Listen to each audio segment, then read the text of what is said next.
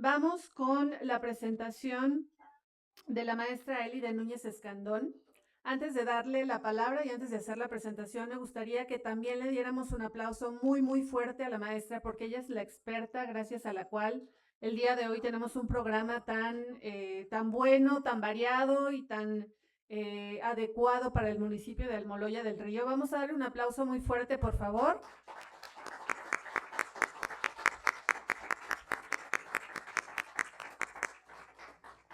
Y bueno, vamos a presentarla también. Ella es arqueóloga por el Centro Universitario Tenancingo de la UAMX y maestra en antropología por la UNAM.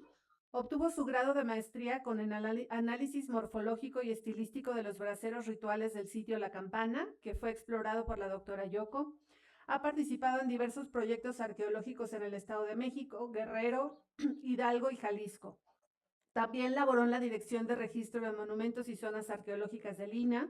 Ha difundido los resultados de sus investigaciones en diversos foros nacionales e internacionales, tales como el de la Sociedad Mexicana de Antropología, la Society for American Archaeology, el Simposio Román Piña Chan, el Coloquio Internacional sobre Otopames y el Seminario de Santos y Devociones del Colegio Mexiquense. Más recientemente realizó una estancia de investigación especializada COMECIT en el colegio, durante la cual analizó la pictografía del Códice de los Alfareros de Cuautitlán, un documento del siglo XVII. Entre sus publicaciones se encuentra un artículo en la revista Corpus y la coordinación del Cuaderno Municipal de Tejupilco en coautoría con Gustavo Jaimes Vences. Adelante, por favor, maestro.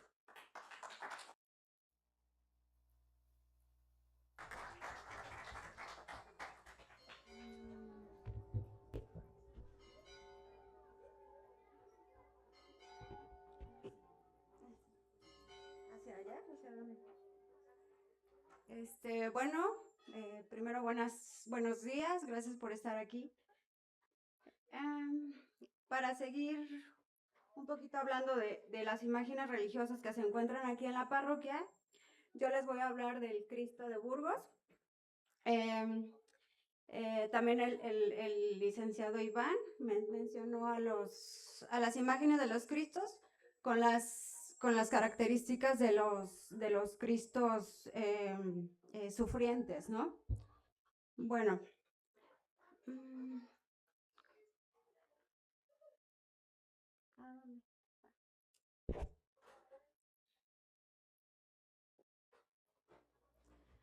Durante la Edad Media, las tallas de los Cristos crucificados y articulados eran muy comunes en las celebraciones litúrgicas, por su capacidad de mover los brazos. Funcionaban dentro de una suerte de obra de teatro al escenificar la pasión, el desenclavo y el descendimiento. En esta imagen se puede ver una representación cuando descienden a Cristo. Esta es una imagen de España. Y bueno, los Cristos funcionaban o participaban como el protagonista, ¿no? Era el actor principal de estas escenas. Una de las advocaciones del crucificado que cobró relevancia en España y Portugal fue la de Cristo de Burgos, o también conocida como San Agustín. La escultura era tan realista y que, asociada con una misteriosa y alucinante escenografía, conformada por un espacio oscuro e iluminado por múltiples candelabros, cortinas y flores, provocaban en los asistentes gran expectación, pues su fe les hacía imaginar y creer que al Cristo agonizante les sangraba las heridas, que sudaba y que le crecían las uñas, los cabellos y la barba. Incluso se llegó a creer que se trataba de una momia humana.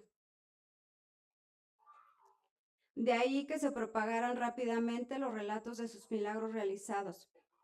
La auténtica escultura del Señor de Burgos, la que ha servido como base para reproducir su imagen, se encuentra en la capilla de la catedral del mismo nombre, o también conocida como Catedral de Santa María de Burgos. Esta es la imagen original, digamos, del Señor de Burgos, en España. Los rasgos distintivos de este Cristo son el faldón y los huevos de avestruz, los que tiene en sus pies. cuyo significado aún no ha quedado de todo claro. Según la leyenda, fue ofrenda de un mercader llegado de África, pero también se cuenta que fue para ocultar la falta del dedo de uno de los pies que un obispo devoto arrancó para tenerlo como reliquia. Desde el punto de vista de Gila, un historiador, los huevos tienen un significado iconográfico e iconológico más profundo. Señala que el huevo es el símbolo de la vida y por ende de la resurrección. Es decir, la imagen es la más completa y profunda del crucificado, del triunfo de la vida sobre la muerte. Así, conviene subrayar entonces que España fue la cuna de la devoción al Señor de Burgos. Su divulgación en América e incluso en Filipinas fue gracias a los frailes agustinos quienes participaron en la evangelización posterior a la conquista española. El éxito que tuvo dicha devoción se ve reflejado en un sinnúmero de reproducciones, tanto en esculturas como en pinturas, cuyos autores procuraron copiar todos los elementos lo más fiel posible. Estos son algunos de los ejemplos de varios Cristos de Burgos que se encuentran en España. Pueden ver que se parecen muchísimo, incluso tienen los huevos, ¿no? Los que se identificaban como huevos de avestruz o huevos de pato. Es preciso destacar que las copias no siempre presentan los mismos componentes, ya sea por decisión e inspiración del artista, como se dice coloquialmente, ¿no? Le puso de su propia cosecha, o por la serie de intervenciones de restauración que modificaron la esencia original de la obra. Aún así, la intención de las imágenes siempre era la de replicar la escena sacra de la pasión, el efecto de un Dios agonizante y doloroso. En el caso de las pinturas, los artistas buscaron recrear la compleja escenografía acompañada de los efectos de luz y sombras, cortinas y candelabros. Como afirma Iturbe, se recurría a todos los resortes y recursos de la perspectiva, del contraste de luces y sombras, con el fin de hacer creer al que contemplaba dichas pinturas que no estaba viendo un solo cuadro, sino al mismo Cristo en su hornacina del convento de San Agustín en Burgos. Por su parte, en América, aquí, existen varias imágenes del crucificado, unas idénticas al de Burgos y otras inspiradas en él. De hecho, todas las imágenes tituladas de Burgos está relacionada con la de España, reflejándose con la presencia de ciertos rasgos iconográficos comunes. A partir del siglo XVII aparecen en España las primeras reproducciones pintadas destinadas a retablos. Uno de sus primeros pintores fue el español Mateo Cerezo, cuyas obras sirvieron de inspiración a otros artistas de España. Esta es su obra, es el Cristo de Burgos, digamos original, del que copiaron el Cristo de Burgos que se encuentra aquí en Almoloya. En su obra, el autor reproduce fielmente la escultura original, un Cristo con largo faldón blanco, cabeza caída y cabellos largos. Se aprecian también los grandes clavos con cabezas metálicas cónicas, los huevos de avestruz y los fondos neutros y oscuros. Es preciso mencionar que Jacinto Anguiano y la familia Balluerca de España fueron también pintores que se especializaron en la producción en serie de este tipo de lienzos del Cristo de Burgos durante los siglos XVII y XVIII. Como ya se mencionó, varios artistas de la época se valieron de la obra de Mateo Cerezo para producir la imagen y al mismo tiempo difundir su veneración. Aunque las obras pictóricas muestran un patrón general, suelen aparecer otros elementos que los autores utilizaron para plasmar sus propias inspiraciones.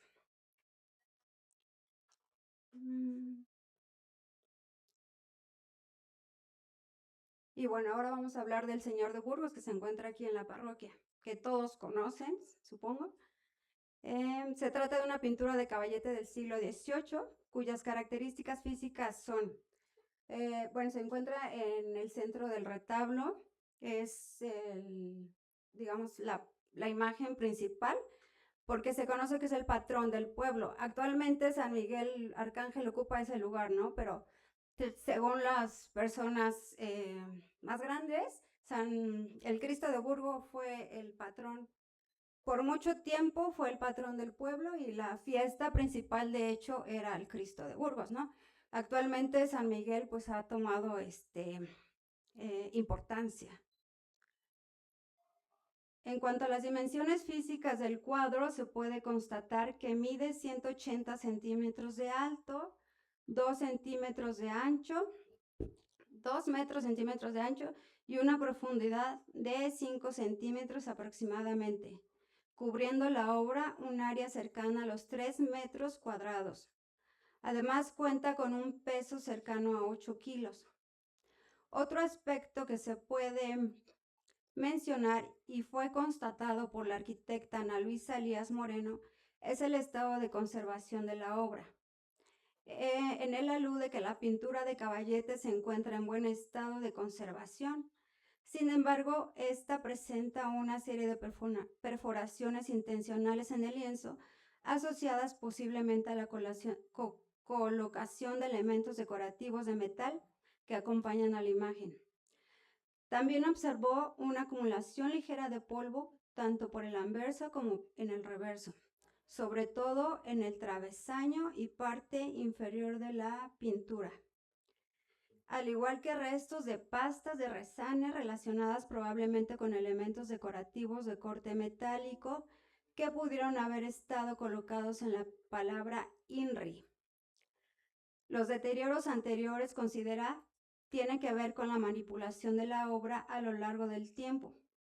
Por ejemplo, es evidente que a la pieza le fueron colocados y retirados relicarios de metal que dejaron su impronta a manera de pequeñas perforaciones que atravesaron el lienzo de lado a lado. Las manchas observadas en el reverso tienen que ver con la calidad del camba, la cual, por ser delgada, permitió que el material de manufactura haya traspasado la base de preparación. Ahora bien, pues en relación con la descripción de la pintura, se puede señalar que el centro del cuadro se observa al crucificado.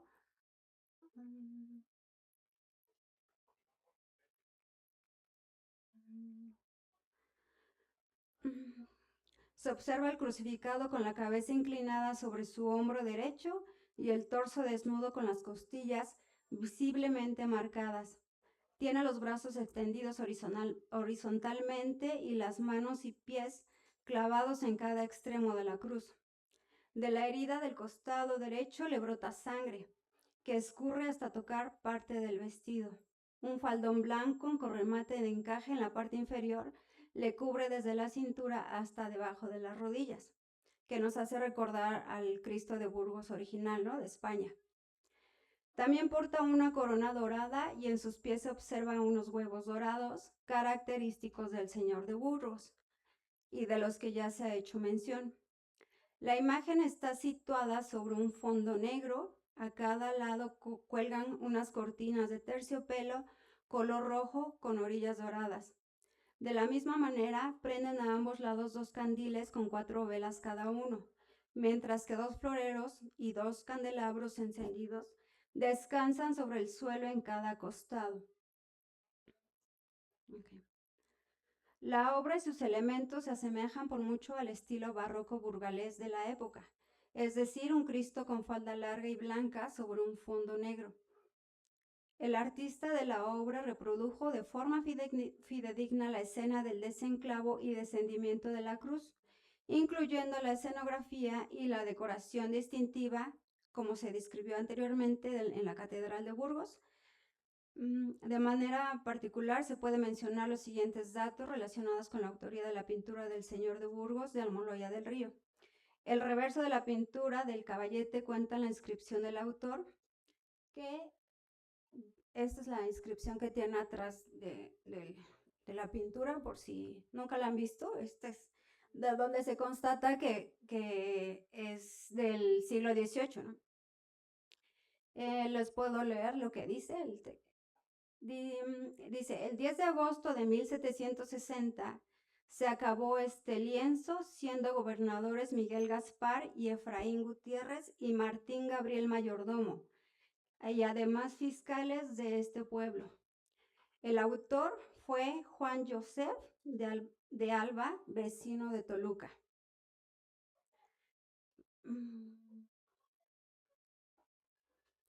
Bueno, ahí se pueden ver los huevos de pato, los que se dicen que son huevos de pato, huevos de avestruz. Pero pues no, todavía no sabemos o no se sabe qué significan realmente, ¿no?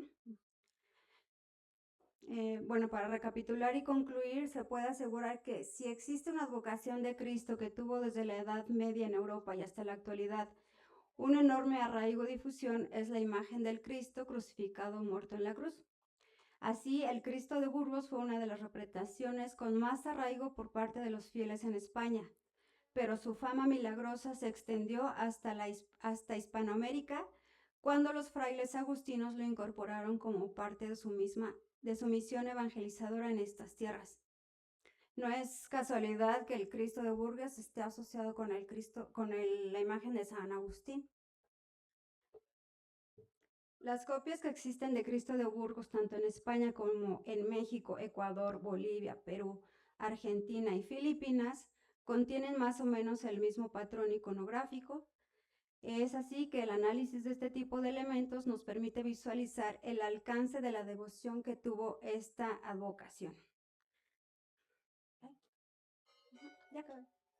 Y bueno, gracias. Quería terminar con esta imagen que fue un recuerdo de la mayordomía, pero no recuerdo de quién. Pero me gusta porque está lo más representativo de aquí del pueblo, ¿no? Que es la laguna, parte, no sé, no recuerdo cómo se llama esa área, si alguien me ayuda. Y bueno, estás ahí el Cristo, ¿cómo?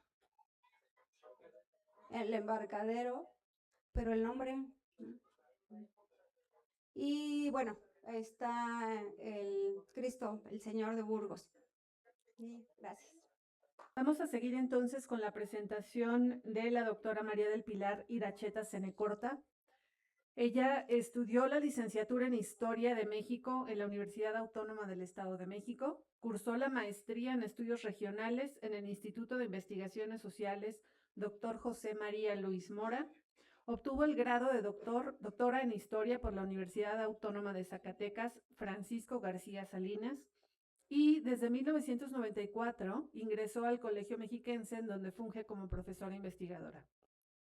Sus líneas de investigación de su amplia y destacada trayectoria actualmente son recursos naturales, especialmente agua, y también estudia la historia política y sociocultural del municipio. Con su presentación iniciamos una serie de reflexiones acerca de algo que nos mencionaba el profesor al inicio, el profesor Gustavo, que Almoloya del Río siempre ha tenido una relación muy estrecha con el agua, tiene que ver incluso con el origen del municipio.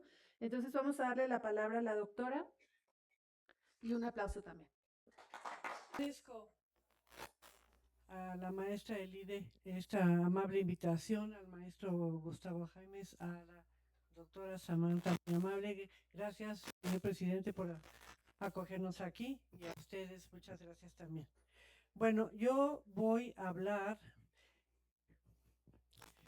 de lo que le he denominado el perfil ocupacional en Almoloya del Río y su transición entre los siglos XIX y XX, que básicamente lo que trata son cuáles eran las ocupaciones que tuvieron los almoloyenses en el siglo XIX. Abarqué gracias.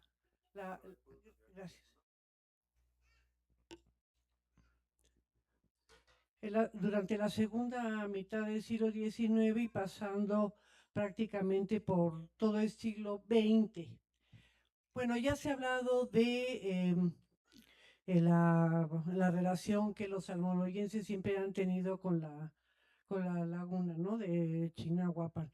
Entonces, lo que la doctora Yoko también ha llamado el modo de subsistencia lacustre en Almoloya del Río, pues permitía ciertas actividades como eran la caza, la pesca, ¿no? La recolección en la zona, y que había, bueno, una variada flora y fauna silvestre para alimentos. Aparte, el tule daba para elaboración de artesanías de uso común, petates, aventadores. Después viene esta industria de los rebozos y productos manufacturados que se llevaban a los distintos mercados.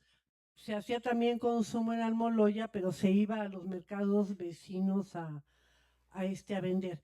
Básicamente, estas actividades que los almoloyenses practicaron en el siglo XIX, pues fueron la ganadería, la industria de los rebozos, el comercio, más adelante los bordados, que bueno, son realmente de tradición otomí mazahua, la agricultura y la arriería, muy especialmente, que tenía que ver mucho con el comercio.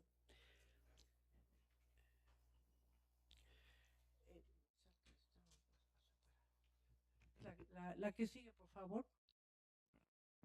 Bien, entonces, digamos, precisando cuáles eran las ocupaciones, bueno, de las que yo pude tener información en el siglo XIX, en su segunda mitad. Bueno, en lo que era agricultura, pues estaban los jornaleros, ¿no? Que todos los que cultivaban los productos, y aparte había propietarios de terrenos, que yo creo que muchos de ellos contrataron a jornaleros para trabajos del campo. Luego estaba la artesanía, de lo que estoy hablando, petates de tule, lagunero, rebozo, ropas bordadas, los arrieros, el transporte, los ganaderos, que hubo ganado mayor y menor, sobre todo cerdos y ovejas, aves de corral, que eran más bien de cultivo doméstico, pescadores, ¿no? Del pescado blanco, patos, gallaretas, chichihuilotes, agachonas, pájaros pequeños, por decir algunos. Y el comercio, pues se hacía también de semillas. Los arrieros llevaban las semillas a otros mercados, los petates, los rebozos, además del pulque, el tlachique y el aguardiente de caña, que eran las bebidas comunes. Obtuve esta estadística durante el Segundo Imperio de Maximiliano de Habsburgo. Sí saben, ¿verdad?, que tuvimos un imperio al principio con Agustín de Iturbide y después con Maximiliano de Habsburgo. En esta pequeña estadística encuentro otros perfiles ocupacionales, otras ocupaciones, aquí desglosado en los pueblos que pertenecían en ese tiempo, 1865-66, a la municipalidad de Almoloya, que eran San Pedro de Tuchulco. Había jornaleros y pescadores, y a otras ocupaciones añado calero, leñero, carboñero. Ganaban un real y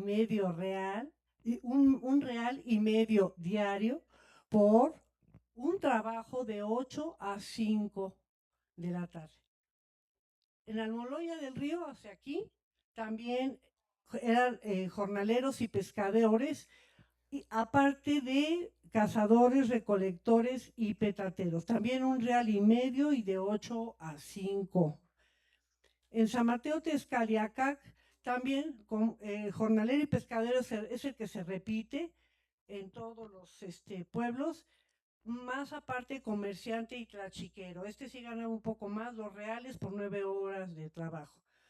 En Santa Cruz Atizapán, también jornaleros y pescadores por 2 reales, comerciantes y tlachiqueros. Sí fue un salto muy grande de casi 50 años por lo siguiente. Fuimos al archivo de Almoloya, pero desgraciadamente encontramos que no hay documentación de esta segunda mitad. Tuvimos que dar un salto a principios del siglo XX. La agricultura sigue siendo muy importante. Contamos con 807 personas. Son 785 de estos 807 son peones del campo, 11 agricultores y pescadores, 11. O sea, lo que quiero que vean es todavía, después de 50 años, pues sigue este aprovechamiento de la laguna y sigue la agricultura.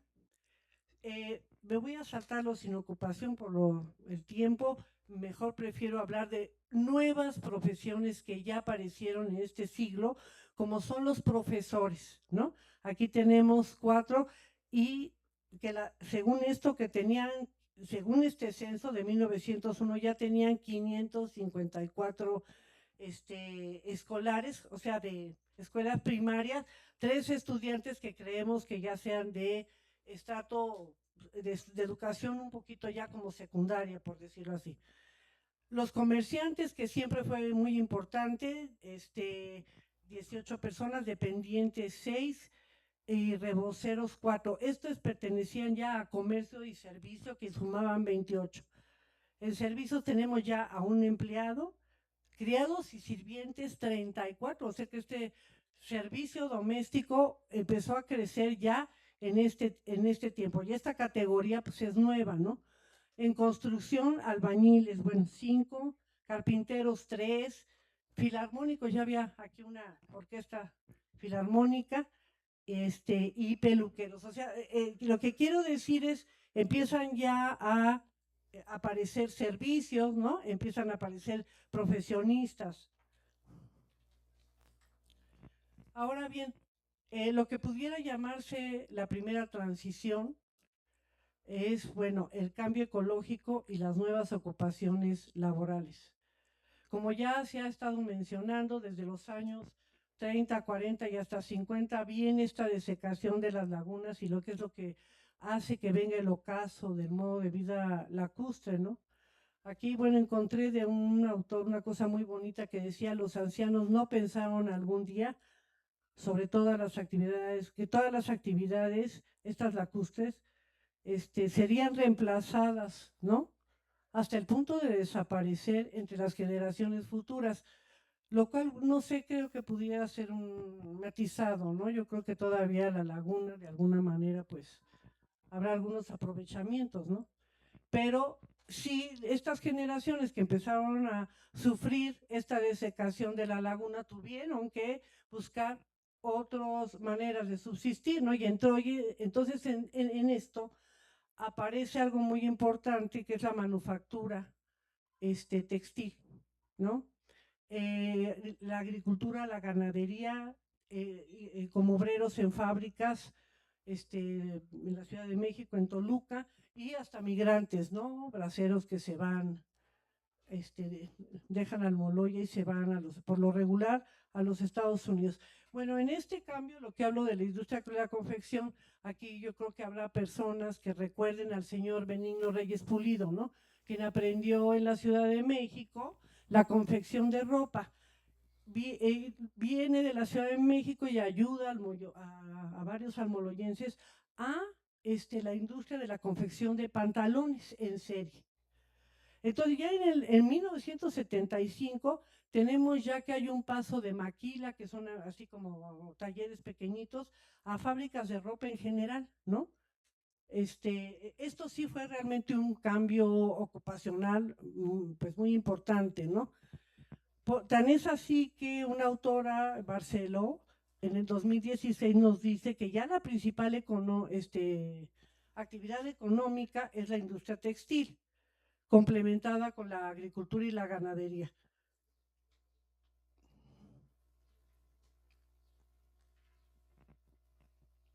Bueno, aquí también la autora dice que lamentablemente luego también los cuerpos de agua han sido contaminados con las descargas de la industria textil y, bueno, de otras industrias, ¿no? Desgraciadamente hay este problema de contaminación. Ya en 1950, aunque ya había empezado este proceso de desecación de la laguna, encontramos en este primer cuadro de la población económicamente activa e inactiva, tenemos al personal, bueno, las personas ocupadas de 18 años y más, son 758 hombres y aquí, ojo, las mujeres, ya empiezan a aparecer las mujeres como trabajadoras, todavía con un porcentaje bajo, pero ya están laborando. Lo más chistoso aquí, se los puse en amarillo, es el quehacer doméstico, son 893 mujeres, pero ¿ya vieron en qué rubro la pusieron? En inactiva. A ver, ¿qué dicen las mujeres? ¿Son inactivas? Muy activas, ¿no? Eh, bueno, sí, gracias. Bueno, rápidamente, en lo que es en rama de actividad, en 1950, a pesar de que empezó este proceso de desecación, en agricultura, silvicultura y caza hay 463 personas, que es casi la mitad del total de la fuerza de trabajo, que son 890 personas. Le sigue el sector comercio con 293 personas, la industria de la transformación, estos talleres de la ropa con 43. También ya empieza los servicios, esa es otra, los servicios empiezan a aumentar ya claramente, y la industria de la construcción.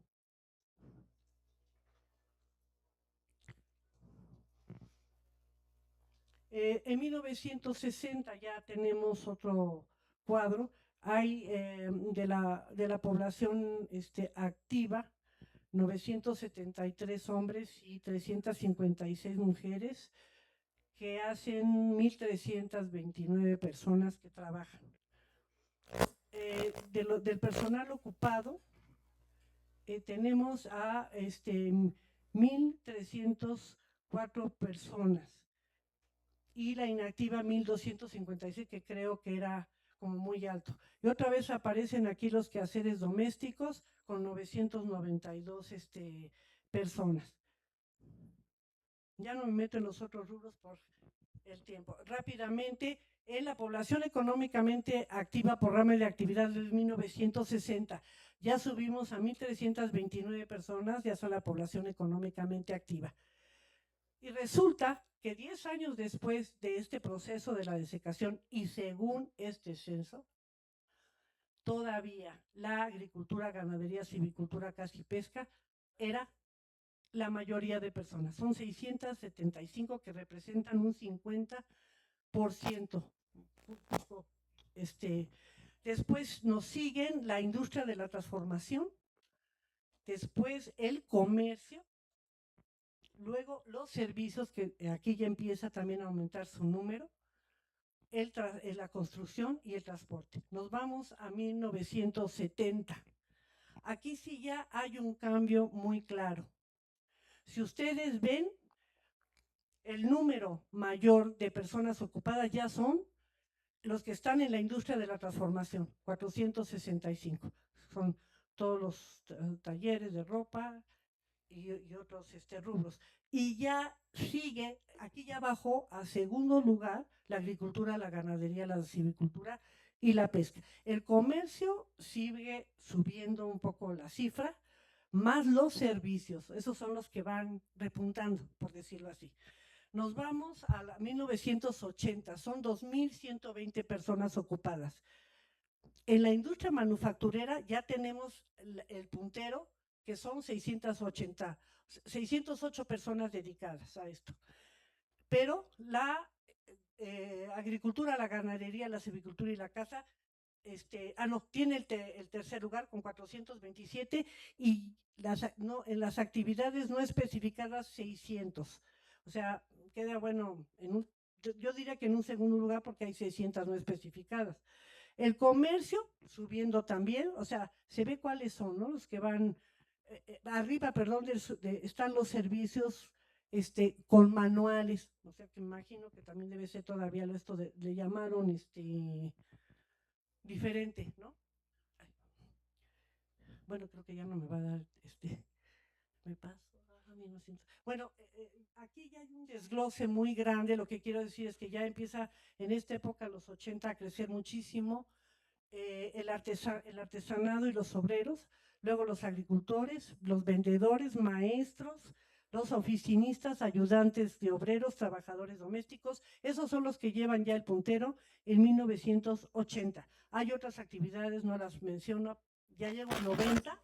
Son de población ocupada 1,858 personas. Empleados y obreros ya son la primera ocupación, 970, que ocupan más del 50% de la población. Luego, trabajadores por su cuenta, 540, jornaleros y peones es la tercera fuerza. Y hay trabajador familiar no remunerado y ya, bueno, al último, patrón o empresario. Rápidamente, de abajo hacia arriba, de esta fuerza de los 1,858 por ocupaciones, pues son los artesanos y los obreros, los trabajadores agropecuarios, comerciantes y dependientes, trabajadores de educación y operarios de maquinaria fina, digamos que fija, perdón, operarios de maquinaria fija son los que aparecen aquí en mayor número. Ya para el 2000, 1,408 artesanos y obreros, después viene el comercio y dependientes que trabajan en el comercio, 294 personas, trabajadores de la educación, 250, el área de agricultura ya bajó al cuarto lugar, ¿no? Y trabajadores en servicios también, pues ya viene, como dije en los años anteriores, viene subiendo esa cifra, y también otra vez los operadores de maquinaria fija. Ya para el 2000, perdón,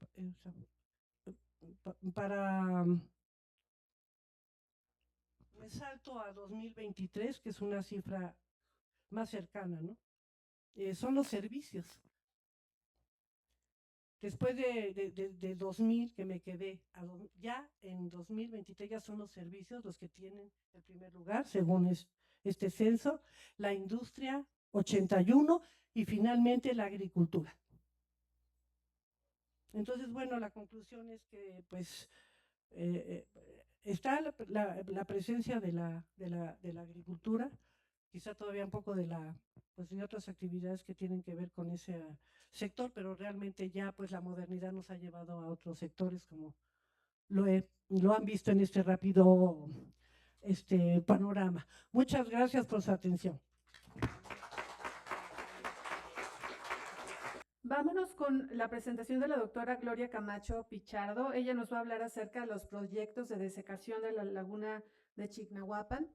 Le damos la palabra, por favor. Ella es doctora en Historia e investigadora de tiempo completo en el Centro de Investigación en Ciencias Sociales y Humanidades de la UAMX. Cuenta con el reconocimiento y el perfil PRODEP y participa como profesora en los programas de maestría y doctorado en Humanidades de esa institución. Recientemente ha desarrollado investigaciones sobre la defensa legal de los territorios y ha analizado la figura del jurista Prisciliano María Díaz González y su papel en la protección de los derechos de las comunidades en el contexto de la reforma liberal. Adelante, por favor.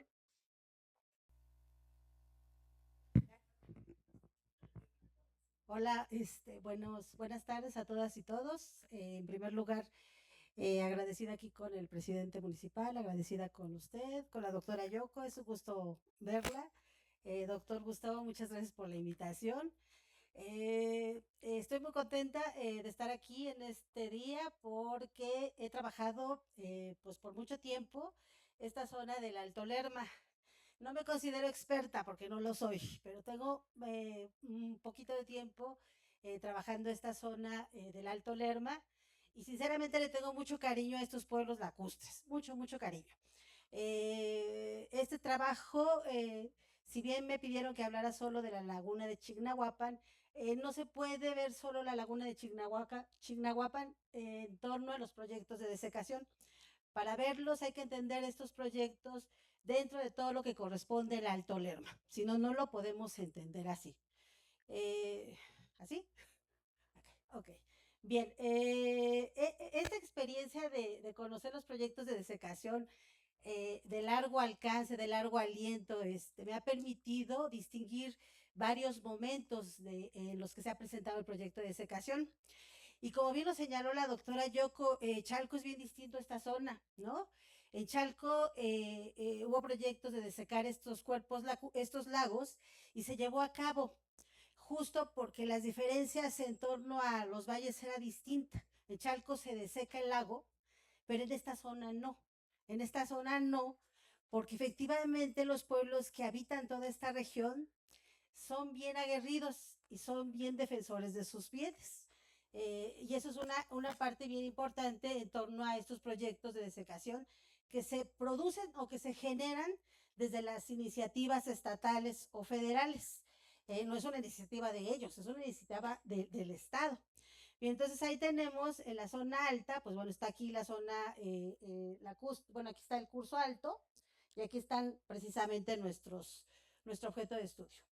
Bien, ¿cuáles momentos son los que he identificado? Hasta el momento he identificado 4 momentos, pero hay más, ¿no? Si ahora pensamos en los grandes problemas que tienen estos pueblos por tierras, pues estaríamos pensando que tiene que ver ahora con cuestiones meramente agrarias, porque hay que ver todas esas cosas que son contextos totalmente distintos. Y en mi primer momento, donde yo identifico este proyecto de desecación, tiene que ver con iniciativas del siglo XIX y con proyectos que se vinculan propiamente con el liberalismo y el asunto de la propiedad individual.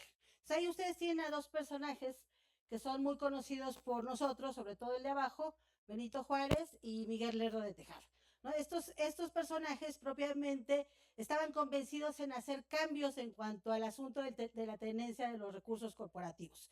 Entonces, era mucho el asunto de cambiar eso de antiguo régimen que tenía que ver con el corporativismo y pensar sobre todo en el asunto de crear la propiedad perfecta.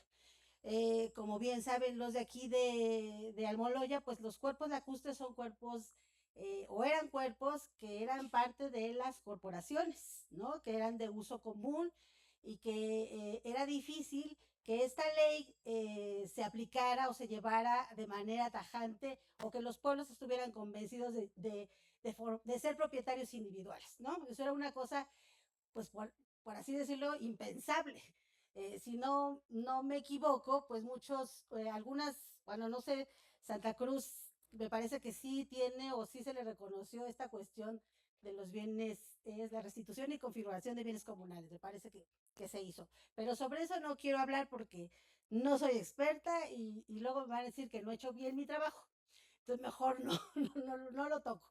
Bien, aquí es bien importante señalar que nosotros como historiadores trabajamos con los indicios, como bien lo señaló un historiador muy importante que ya falleció, Ginsburg, y yo tuve un indicio maravilloso en el Archivo Histórico del Estado de México que me llevó precisamente a conocer estos proyectos de desecación, y era un documento de una hojita así, estaba ahí abandonada en un expediente, que hablaba propiamente de este proyecto de desecación.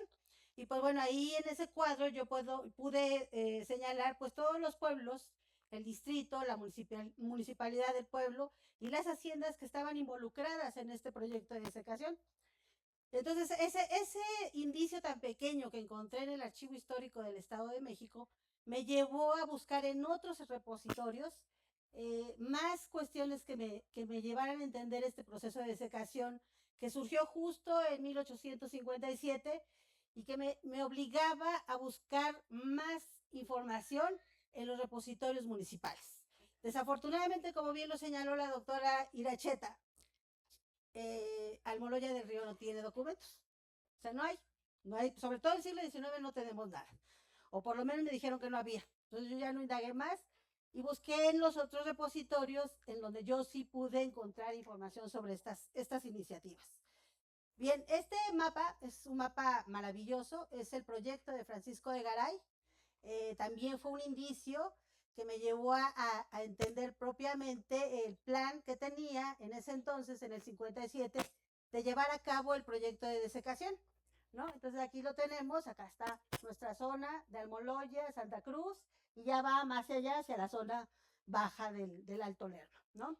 Este proyecto de Garay, sospechosamente, este individuo también está involucrado en proyectos de desecación de la zona del Valle de México, ¿no? El gobernador encargado de fomentar la desecación del estado de la laguna de Lerma era Mariano Riva Palacios, sospechosamente también tenía propiedades en Chalco. Entonces son iniciativas que tienden propiamente a fortalecer pues las propiedades de los mismos, de la misma élite, la élite agraria, ¿no?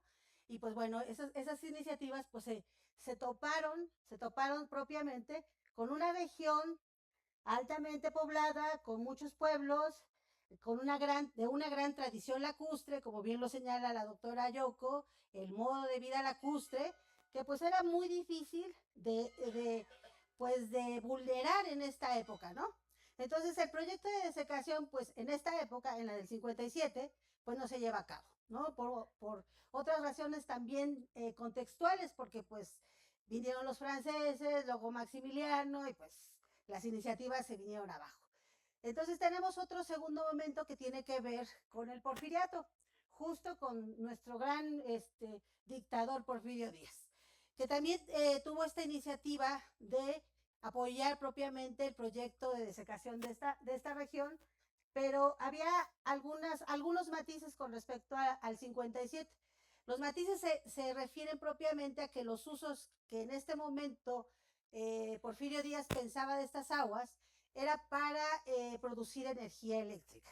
Entonces, ese tipo de situación pues también generaba mucha tensión, porque el hecho de que se quisiera utilizar las aguas de esta región para generar energía eléctrica implicaba mayores usos del recurso en esta zona del Alto Lerma. No solo afectaba a no solo afectaba a lo que nosotros estamos viendo aquí. En este momento, estas iniciativas que tenían que ver con la modernidad y con el desarrollo de la industria y demás, iban a afectar a una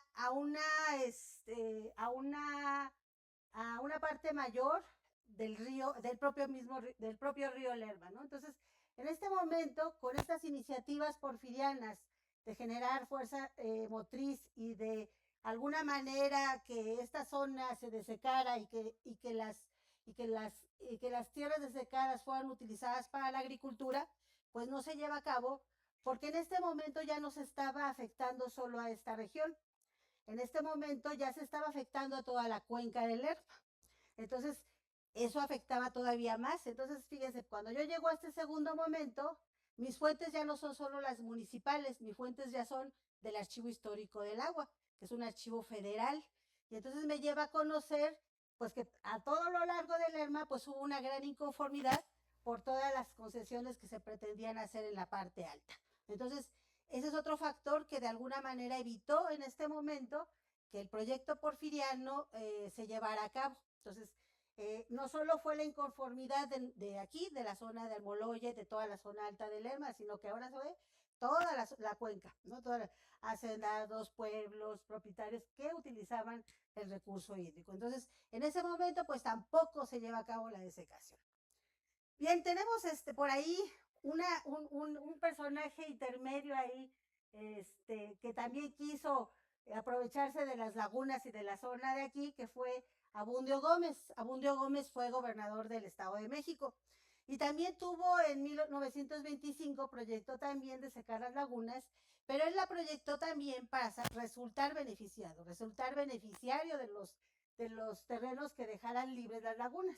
Evidentemente eso no era posible porque todos los pueblos del Alto Lerma se inconformaron ante esta situación, pero además ya en 1924, por el Diario Oficial de la Federación, toda esta región se había declarado parte de la nación.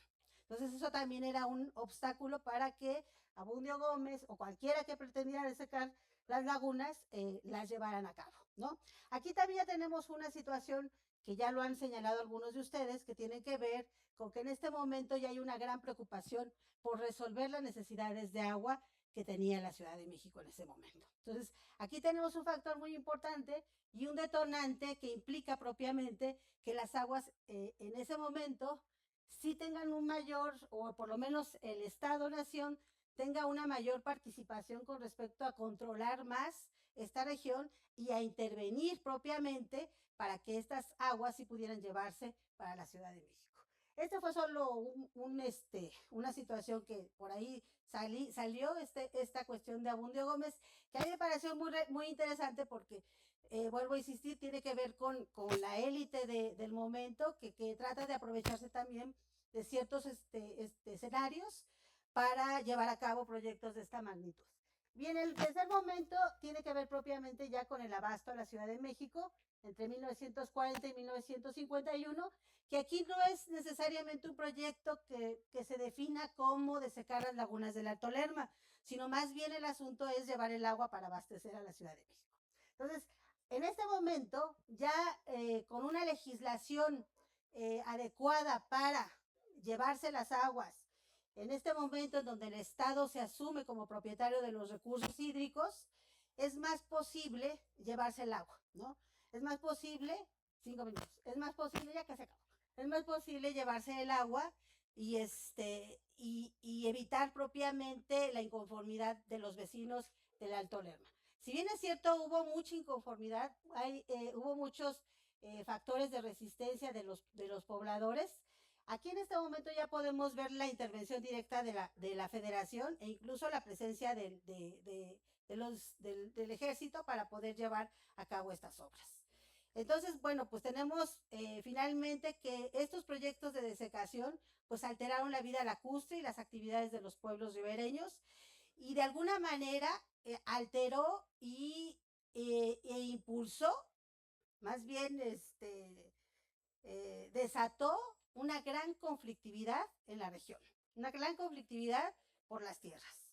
Entonces ustedes, los vecinos de aquí, o sea, lo viven, porque sus tensiones por las tierras es una constante y es una cosa que les dejó la nación y que además de que les hizo promesas de que les iban a traer escuelas, les iban a pavimentar, les iban a traer la luz y demás, pero al final del día lo único que hizo fue desatarles mayores conflictos por las tierras, ¿no?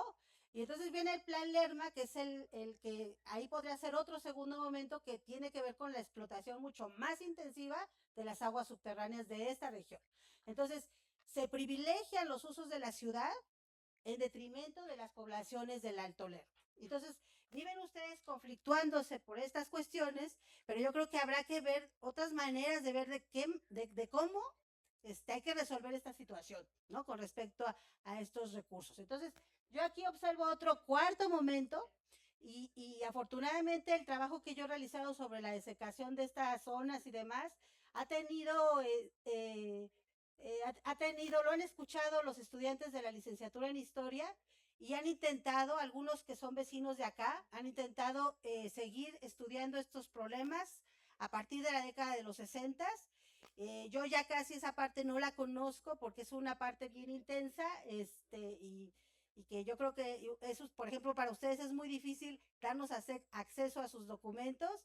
De hecho, ahora estoy haciendo un trabajo sobre el turismo comunitario en la zona de Acazulco, y pues es bien complicado llegar y que nos dejen ver, que nos permitan sus documentos, que podamos conocer, que se haga más sensible y que se dé a conocer su historia, porque no nos los permiten, pero no vamos a hacer ninguna cosa mala, lo que queremos es que ustedes conozcan su historia, ¿no? Y bueno, terminaría yo nada más con algunas imágenes para ya no tomar más tiempo. Bueno, estas son como las obras fotografías de las obras que se llevaron en esta región en la década de los 50, 60. Estas son obtenidas del Archivo Histórico del Agua y bueno, nos deja ver un poco esos cambios ambientales que se registran o que se registraron, aunque la verdad, ahorita que venía yo para acá, para mí fue una cosa maravillosa ver cuerpos de agua, ¿no? Está en la parte de la autopista, ver estos cuerpos de agua y todo el escenario del valle está precioso. Y muchas gracias. Muy bien, pues vamos con la última ponencia de esta tarde. El doctor Edgar Talledo Sánchez nos va a hablar acerca de los recursos hídricos de la zona de Lerma. Él es profesor investigador en la Universidad Autónoma Metropolitana, Unidad Xochimilco, doctor en Geografía por la UNAM, maestro en Geografía por la UNAM y licenciado en Geografía por la UNAM. Cuenta con una especialidad en Enseñanza de las Ciencias Sociales por la FLACSO y por el Consejo Latinoamericano de Ciencias Sociales, CLACSO. Sus líneas de investigación son geografía política, estudios del territorio, políticas y cultura del agua, conflictos espaciales y políticos en México y América Latina y megaproyectos. Forma parte del Sistema Nacional de Investigadores Nivel 2. Adelante. Bueno, primero, buenas tardes a todos y a todas. Muchas gracias por todavía mantenerse acá. Agradecerle mucho al presidente municipal, mucho gusto a la doctora por la presentación, a los invitados, a los que me invitaron. Yo he aprendido mucho de este lugar, con el diálogo con los campesinos, con los productores lacustres, de los libros de la doctora Yeuco, que son una referencia. Yo voy a platicar un tema que es complicado, ¿no?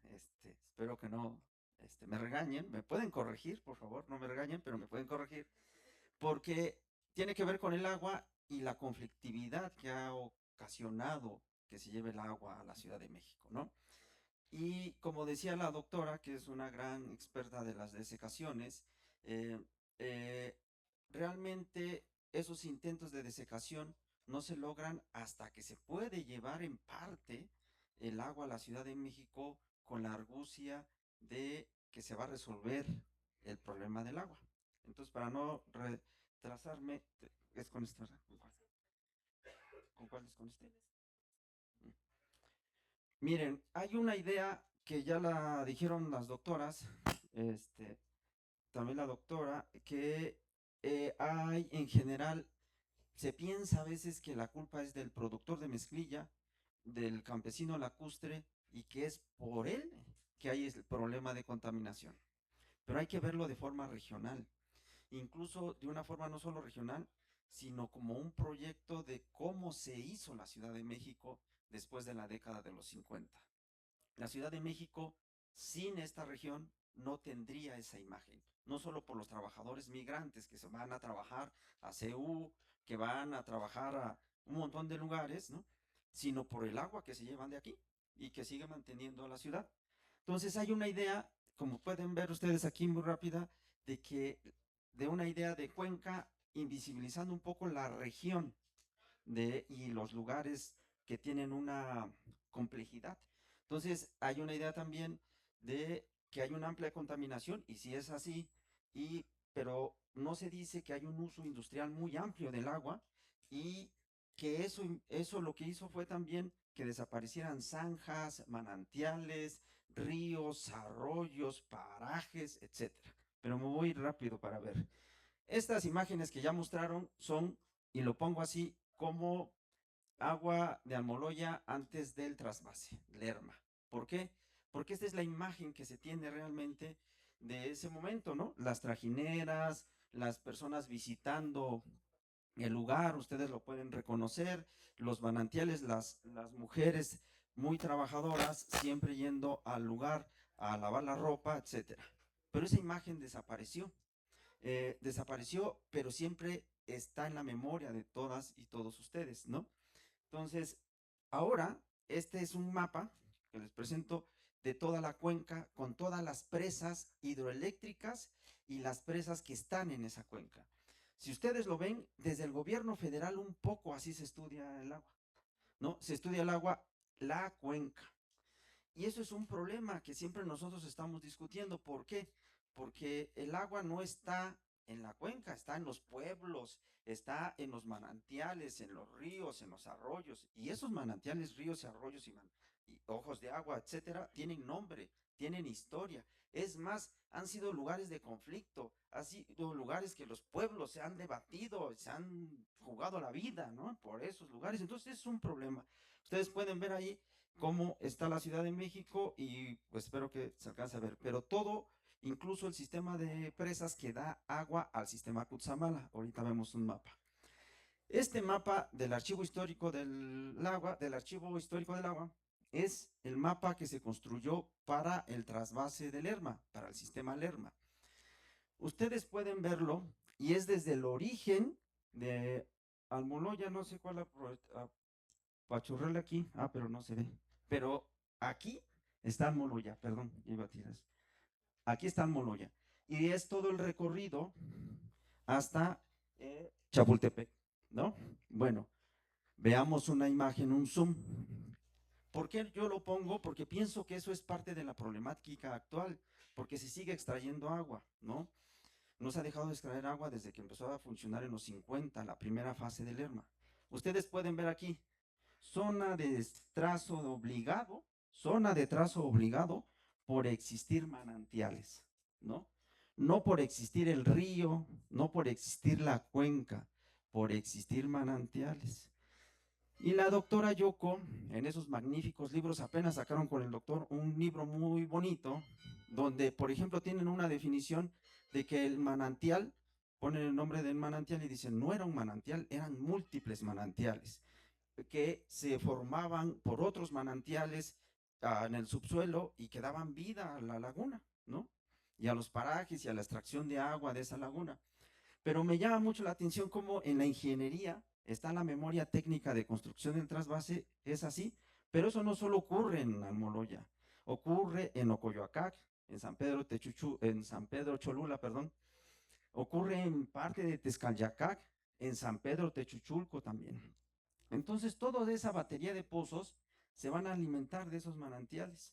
Y aquí dice, por ejemplo, captación de alta empresa, planta de bombeo, los viveros, planta de captación, los viveros. Hay un estudio detallado, es decir, hay un conocimiento muy profundo de las aguas, no solo en su cantidad, sino en su calidad. Por eso se decide llevarse el agua de acá, ¿no? Es decir, estos pueblos ricos en historia también son ricos en esos grandes recursos naturales que se veía en la producción de las lagunas, ¿no? Que ya mostraron las profesoras. Miren, actualmente ese trasvase del Lerma, a ver, le voy a dar, aquí va a aparecer este mapa, este me parece mejor. Miren, porque por el tiempo, esta es la primera fase del sistema Lerma, perdón, es que no, sino por el micrófono. Ese morado es la primera fase del primer mapa que les mostré. Eso se hace en los 50, pero después en los 60 y 70 se amplía y se va a todo Ixtlahuaca hasta Jocotitlán, ustedes conocen, con otra batería de pozos. ¿Qué es lo que están aprovechando? La misma forma, manantiales, lagunas. Hay muchas investigaciones que ha dirigido la doctora Yoko también, donde se explica eso, ¿no? Entonces, miren cómo se encuentra dividido, cuántos pozos de riego hay, que solamente los de riego se dieron en la segunda fase por la conflictividad que hubo en ese momento y porque ya habían conocido los campesinos los daños que había ocasionado la primera fase, ¿no? Es decir, son pueblos muy aguerridos que han modificado en sí las obras, ¿no? Todos esos mapas nosotros los hemos hecho, yo se los puedo pasar sin problema, de acuerdo a la investigación que hicimos en un proyecto PRONACE que compartimos con la doctora y el profesor Peña en el Colegio de San Luis, donde nosotros pudimos detectar todas estas complejidades. Incluso quiero decir que el sistema Lerma se une con el Cutzamala, hay una interconexión con el acueducto. Cuando el acueducto de Cutzamala no tiene agua, se bombea agua del Lerma. Ustedes escuchan en las noticias y dicen, Cutzamala no tiene agua, la Ciudad de México no tiene agua, es culpa de la Conagua, pero realmente lo que hacen es bajar la presión del Cutzamala. Por eso, cuando digo, y a ver si me puedo explicar, no podemos entender Almoloya solo por Almoloya en los daños que tiene ocasionados, porque la extracción de agua ha sido pues ha sido muy profunda, ¿no? Es una extracción enorme de muchos años y que mantiene un sistema de abasto de agua a la ciudad muy profundo y de uno de los más grandes del mundo, ¿no? Comparados con los de Nueva York o China. Entonces, vean ustedes, ese es un mapa que nosotros hicimos donde vienen los pozos y todo cómo está conformado el sistema. Nos interesaba ver cómo funcionaba el sistema en sus dos etapas, en la primera y en la segunda. La primera de los 40, la segunda 60, 70. Funcionan distinto, no me voy a detener porque en la segunda fase, la zona norte, ahí era gobernador Jan González y ahí él obligó, Jan González, ustedes, no tengo que mencionar mucho quién era Jan González, pero él obligó a que se les dieran unos pozos de riego y perforó también pozos de forma ilegal. generó una gran conflictividad, ¿no? Pero lo que quiero decir es que es una infraestructura enorme de un manejo hidráulico muy especializado, pero que está basado principalmente y en el origen en la zona lacustre de Almoloya, de Tezcalyacac, de Santa Cruz Atizapán, es decir, de la región. No solo afectó a un pueblo, afectó múltiples comunidades. Bueno, y termino. Gracias. Perdón.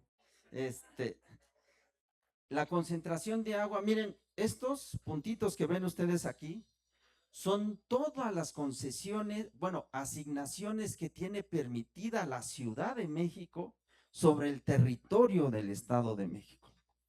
Ustedes pueden ver el sistema de agua de la Ciudad de México y la extinta Dirección General de Construcción y Obras Hidráulicas, DGCOH.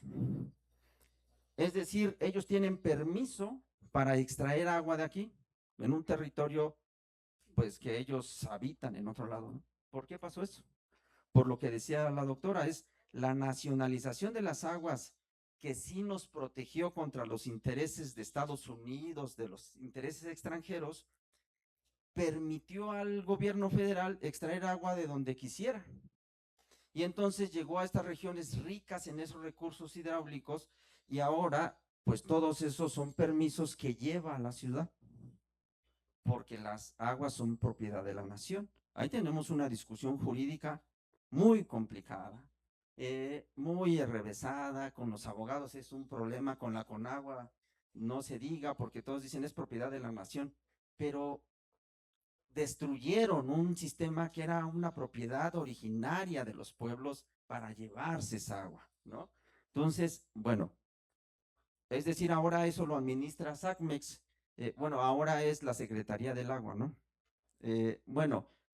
Esto del acuífero, lo que quiero decir aquí es que ahora, con toda esa extracción, se le echa un poco la culpa a los pobladores locales de la contaminación y de las condiciones del agua, pero eso no es verdad. Realmente la extracción de agua aquí, en esta región, cuando hace falta, tiene que ver con el trasvase y con el uso del agua que hace la industria, y es la gran industria, es la productora de, pues, automóviles. Lo veremos a continuación. Para terminar, el Estado de México, además de que tiene este trasvase de los más grandes, el Lerma con el Cutzamala, es los lugares más desindustrializados. Tiene 72 parques industriales municipalizados, 147 privados, 2 parques administrados por Fidepar y 225 son el total de esos parques. Bueno, me voy rápido. Ahí ven en el mapa. Ahí ven contado el trasvase Lerma-Cutzamala. El Lerma, ya lo vieron ustedes, está aquí en esta línea, y el otro que viene desde Michoacán es el Cutzamala, y esos son los municipios considerados industriales. Y aquí está las fábricas de autopartes. Si se dan cuenta, en la Ciudad de México no solo hay personas, hay una gran cantidad de fábricas de autopartes. Eso nosotros lo hicimos en el 2025. Es decir, hay muchos mitos sobre ese tipo de agua, ¿no? El agua parecía que se le iban a llevar para el uso de las personas, pero realmente fue para urbanizar y industrializar la Ciudad de México, y después el Estado de México. Se hizo la primera fase, la segunda fase, el sistema Cutzamala en su primera fase, en su segunda, y todo siguió siendo igual. Y ustedes pueden ver, ya en Almoloya, y si termino con esto, que pues eso ocasionó que se redujera la gran cantidad, desde nuestro punto de vista, si no ustedes me corrigen, que bajaran los niveles de, no solo de los manantiales desaparecieran entubados, sino de las lagunas, y ocasionó que las aguas residuales ocuparan en parte esos lugares, ¿no? Entonces, además, ocasionó que se fuese urbanizando y llevó en las nuevas políticas, dando un salto a unas ideas de protección de fauna y flora sin cuestionar el trasvase, ¿no? Y nosotros tenemos ahora, y con este mapa así termino, es los pozos que tiene en Almoloya, este es Almoloya, y Aquí tienen en el famoso bordo Duma, ¿no? Las lagunas de oxidación que pues realmente se hicieron y pues nada más retienen agua. Tienen este pequeño laguito que terminó represado por ese bordo Duma y toda la laguna donde están los carperos. Es decir, eso en realidad, si lo vemos, es consecuencia de esa política. Y bueno, ya no me da tiempo, pero eso es todo. La nueva forma, no lo terminé de hacer, discúlpenme porque estamos corrigiéndolo, pero es cómo está la industria a nivel local y las unidades económicas. ¿Por qué lo estamos haciendo? Porque tiene que ver en cómo se usa el agua actualmente, ¿no? Y cómo esa industrialización, la producción de mezclilla, sí, pero otro tipo de industria, no solo de la maquila de mezclilla, hace parte de esos usos del agua, que en parte sí contaminan, pero que si nosotros revisáramos eso con detenimiento, que es complicado por todo el complejo conflicto que existe por la desecación con el trasvase y la contaminación, creo que podríamos tener una solución mejor. Imagínense nada más dejar de extraer agua de alguno de estos pozos. Nada más dejemos de extraer 5 años. ¿Qué pasaría? ¿Regresaría el agua? ¿Ya no regresaría el agua? ¿Ustedes creen que no? Nosotros pensamos que sí. Y eso le da una condición distinta de cantidad, incluso de calidad al agua. Habría que pensarlo, ¿no? Pero ese es un problema. No digan que yo les dije, porque eso va a ser un conflicto directo con el gobierno federal. Bueno, muchas gracias y no.